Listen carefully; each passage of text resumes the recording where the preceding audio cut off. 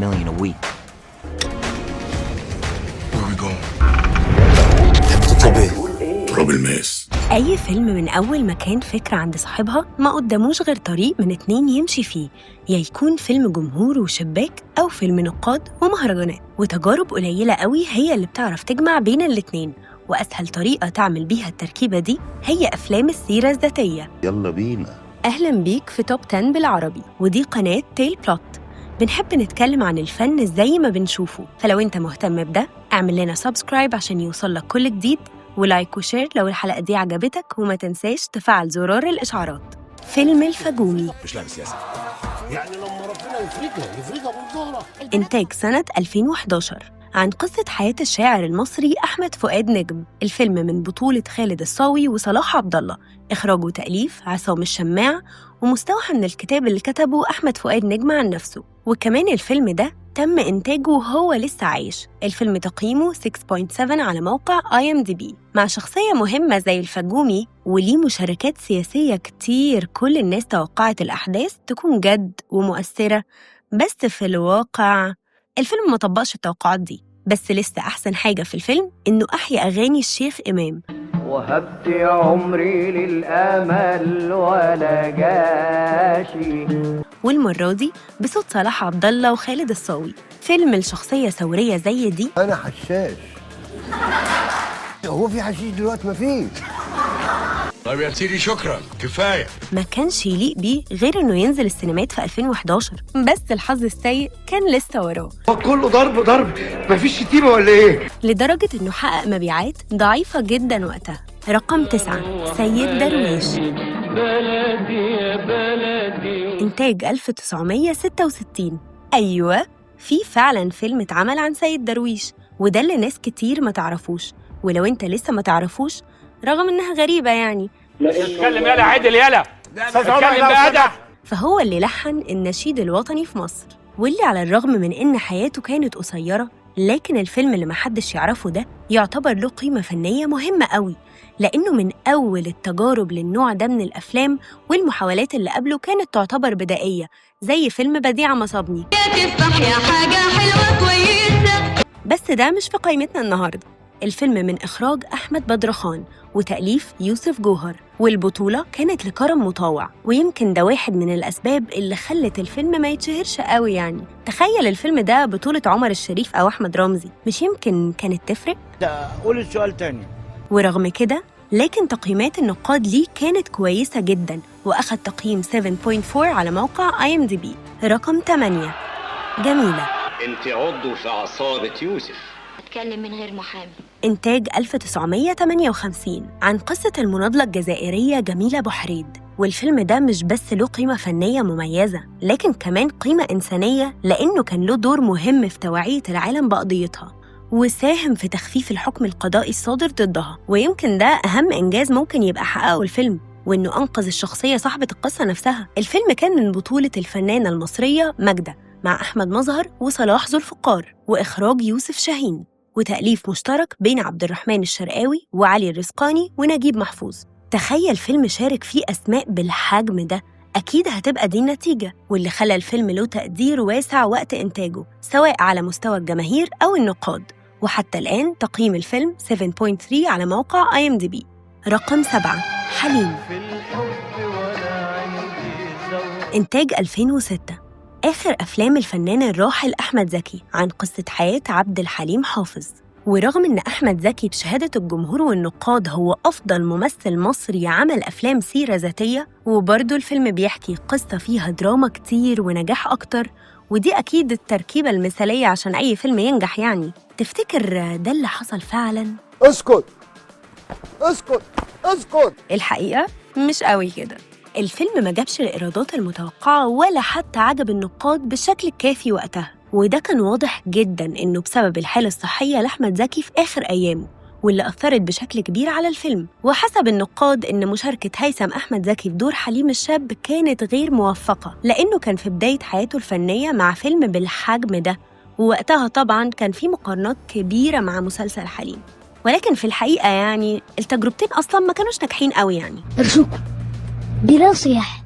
الفيلم كان من إخراج شريف عرفة وتأليف محفوظ عبد الرحمن.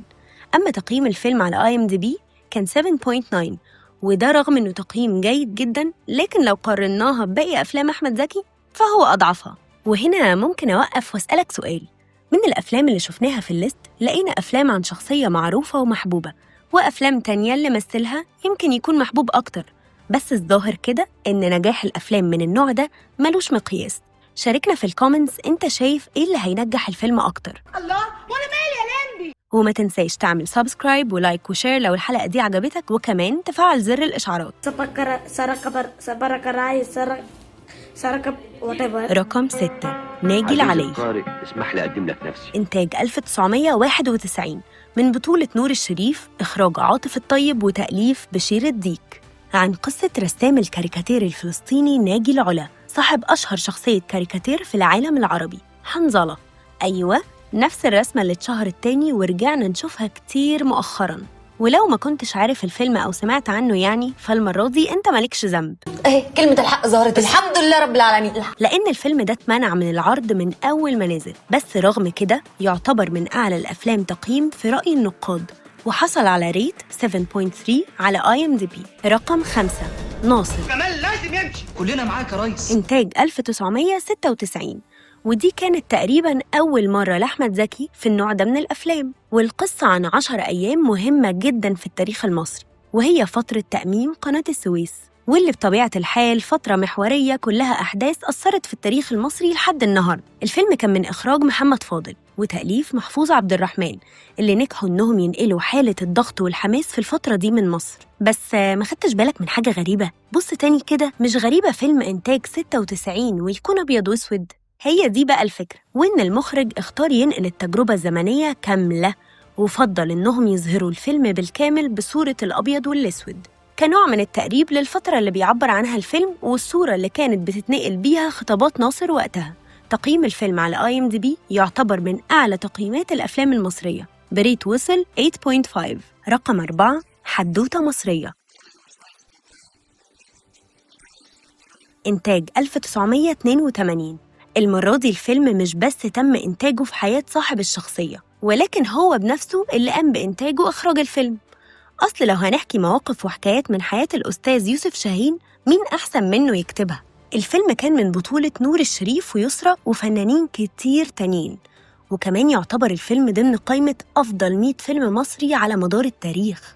يعني تخيل تحكي قصة حياتك أو بس جزء منها في فيلم ويبقى من أحسن 100 فيلم في التاريخ. مش أي حد يعرف يعملها، بس ده يوسف شاهين. تقييم الفيلم على IMDb وصل ل 7.4، ويعتبر تقييم عالي خصوصاً بالنسبة لعمق الفيلم وقصته، واللي ما أثرش خالص على حب الجمهور للفيلم. رقم 3 أيام السادات. قولوها بكل الثقة إن عبد الناصر لم يمت. إنتاج 2001، من أشهر وأقوى أفلام السيرة الذاتية المصرية، وحتى أضخمها على مستوى الإنتاج وإيرادات الشباك. وده لأن أحمد زكي في فيلم السادات قدم واحد من أفضل الأداءات التمثيلية في تقمص شخصية تاريخية زي الرئيس الراحل محمد أنور السادات. وده مش بس رأي النقاد، ولكن رأي جماهيري واضح جداً، لدرجة ناس فكرت إن ده السادات الحقيقي. الفيلم إخراج محمد خان وتأليف أحمد بهجت. تقييم الفيلم على IMDb وصل 8.1، ويعتبر من أكتر الأفلام في عدد التقييمات وفي مستوى التقييم. رقم 2 الست. غني يا ارتست.